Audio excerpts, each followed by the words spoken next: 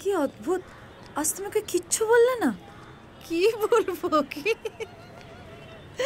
এই স্কুলে পড়াতে আমার 5টা বিয়ের প্রস্তাব এসেছে। 25 বার আমাকে প্রপোজ করেছে। কখনো আই লাভ ইউ বলে, কখনো গাছের পাতা, কখনো নিজের আঁকা ছবি, কখনো ফুল, মায়ের গলার হার, সেগুলো সব আমি সাজিয়ে রেখে দিয়েছি। ওগুলো আমার কমপ্লিমেন্ট বলে মনে হয়। আবার সেই ছেলেগুলোই যখন বড় হয়ে যায় তখন আমি মজা করে বলি, এই মনে আছে তো আমি তোর ফার্স্ট গার্লফ্রেন্ড, আমাকে প্রপোজ করেছিলি, ফার্স্ট ক্রাশ। তখন আমাকে বলে, প্লিজ ম্যাম মনে করিও না। সোহিনী, তোর বয়স কত? ও তো বাচ্চা ছেলে, ও বিয়ের মানে বোঝে?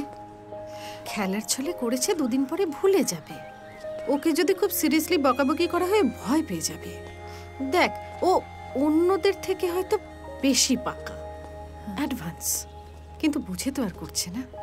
আর অ্যাজ এ কাউন্সেলর আমি তোমাকে কোনো ওপিনিয়ন দিতে যাব না। আমি তোমার অবস্থানে বসে তোমার জায়গাটা বুঝিয়ে দেব, তুমি নিজেই বুঝবে। ও যেরকম আজকে বুঝলো যে বিয়েটা খুব একটা গুরুগম্ভীর ব্যাপার, অনেক দায়িত্ব নিতে হয়, রোজগার করতে হয়, তার একটা বয়স আছে, নিজেই ক্যান্সেল করে দিয়ে চলে গেল, ব্যাস, দ্যাটস অল।